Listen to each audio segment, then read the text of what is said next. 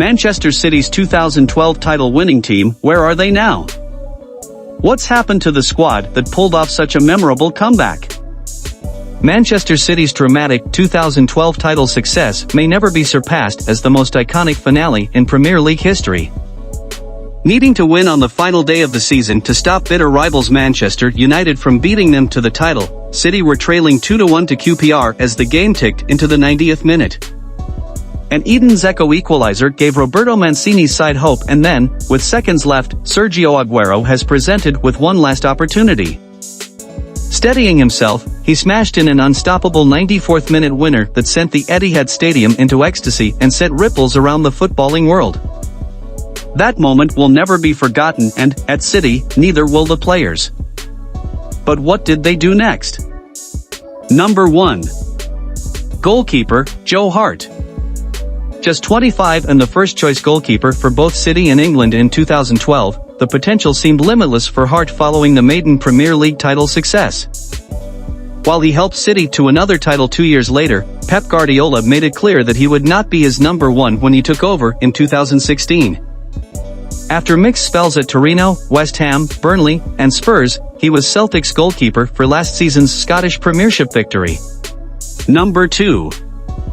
Right back, Pablo Zabaleta. The Argentinian spent much of the season as a backup to Micah Richards but became a regular towards the end of the campaign and scored the opening goal against QPR. Zabaleta went on to become a fan's favorite, with his committed performances helping the club to a raft of trophies. He left in 2017, after 9 seasons at the club, to join West Ham but retired 3 years later and now works as a TV pundit. Number 3. Centre-back, Julian Lescott. Memories of Lescott's time at City might have been different but for Aguero's late strike, as it was the defender's error that led in Djibril Cissé for QPR's equalizer. To have been defined by such a moment would have been unfair, though, as Lescott had been a consistent performer for City for 5 seasons. After retiring, Lescott subsequently returned to the club to oversee the progress of loan players abroad and is now part of Lee Carsley's England under-21 coaching staff. Number 4. Centre-back, Vincent Kompany. The third member of this title-winning side to have a statue outside the Etihad, Kompany was the club captain for much of the club's recent successes. His 11 years at the club started before Sheikh Mansour's takeover, and his final home appearance saw him wave goodbye in tears after his stunning 30-yard strike helped City beat Leicester on the way to the 2019 title. His leadership skills always suggested a career in management, and he is now back in the northwest of England at Championship side Burnley. Number 5. Left back, Gaël Clichy. Like Nasri, Clichy was taken from Arsenal to help transform the club into a title-winning side for the first time in 44 years. Much of his stint in Manchester saw him battling Alexander Kolarov for a regular starting place, and he left in 2017 after 203 appearances. The 36-year-old has recently signed a new 1-year contract with Swiss club Servette, whom he joined after winning the Turkish league with Basaksehir. Number 6. Right wing, Samir Nasri. Always considered a wonderfully gifted player, Nasri became an even more prominent figure at City when Manuel Pellegrini took charge. However, it quickly became clear that he would not feature regularly under the Argentine's successor, Guardiola, and he had spells at Sevilla, West Ham, and Anderlecht after leaving the Etihad. Never too far from controversy, he was handed a lengthy ban in 2017 by UEFA after breaking anti-doping regulations, before officially retiring in 2021. Number 7. Centre midfielder, Gareth Barry. One of City's unsung heroes, Barry played a major part in taking the club from mid-table to the title. He left at the end of the following season at the age of 32 but played on for another 8 seasons until his retirement in August 2020. After spells at Everton and West Brom, Barry broke the record for the most Premier League appearances ever with 653, of which 134 were for City. Number 8. Centre midfielder, Yaya Touré. After being frustrated in his attempts to become a regular starter at Barcelona because of the emergence of Sergio Busquets, Touré showed his all-round abilities when he moved to the Etihad, becoming much more than just a holding midfielder. While off-field incidents, such as Cake, caused issues off the pitch, on it he was a hugely influential figure in his 8 seasons at City. He recently passed his UEFA badge exam and has been linked with working at several Premier League clubs as he looks to pursue a coaching career. Number 9. Left wing, David Silva.